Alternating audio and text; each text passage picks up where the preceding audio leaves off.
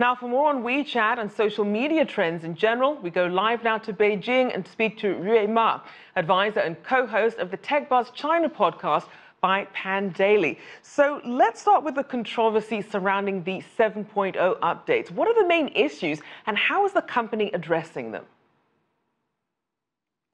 Sure, I can talk about that. I think for some of the users, one of the main concerns was the difference in design, and that was mainly about the color palette. So it became much more lighter than before and much more of a flatter look, which is actually comparable to what you've seen Apple's iOS evolve from earlier versions to now. You also see a much lighter, flatter look on iOS, and I think actually the design sensibilities of the WeChat team is very similar. But that, for example, was one of the main complaints, where a lot of people actually started asking around about how to roll back their WeChat to a previous version. Now, something else that we saw was this issue of the like button. So now it's not that just you like something, now there's also some influence in terms of your social circle. Tell us a little bit more about that.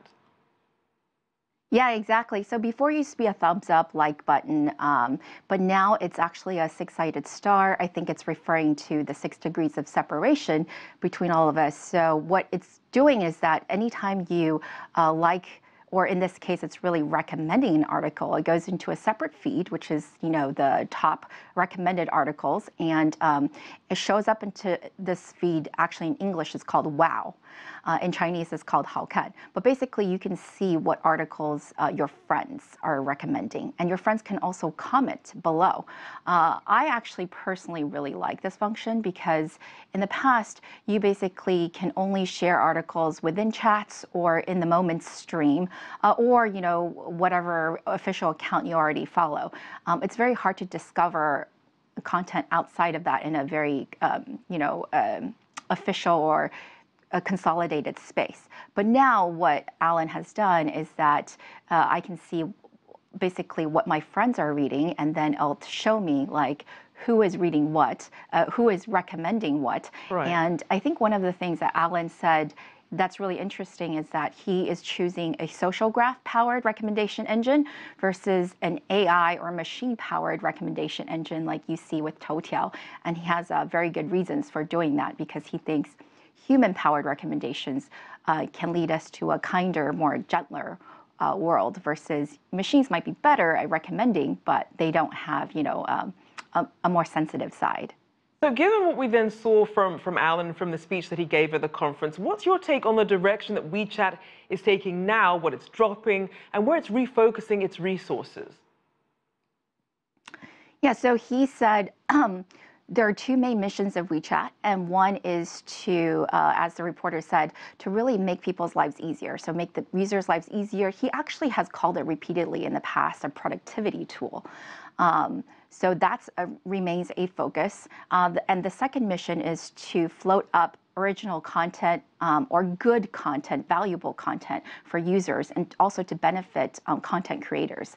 And if you look at the two main changes of 7.0, which is the time capsule video, as well as the recommended Wow reading stream, they really kind of fit with these two mission statements. What he's also said is that in the spirit of floating up better content, he's going to make changes continually to mini apps as well as the game store within WeChat, so that it doesn't become like a first come, first serve volume-based business, but he's going to change the recommendation engines and discoverability so that better content can be more easily discovered.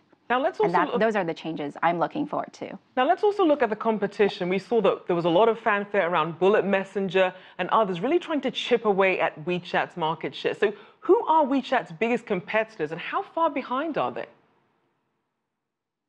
Yeah, I would say, really there's no, it depends on how you look at WeChat, whether you specifically think of it as just messaging or all these other things combined. Really, there is no competitor right now. Bullet, actually, I've been on the show earlier to talk about Bullet. Really not much of a threat. The upcoming threat, the main one that everyone's looking forward to see, is on the 15th, actually. ByteDance's Douyin, the short video app, is coming out with a messaging and social networking platform called Douyin. No one knows what it looks like yet, but they're going to have an official press conference. And some people think that could be a potential WeChat killer.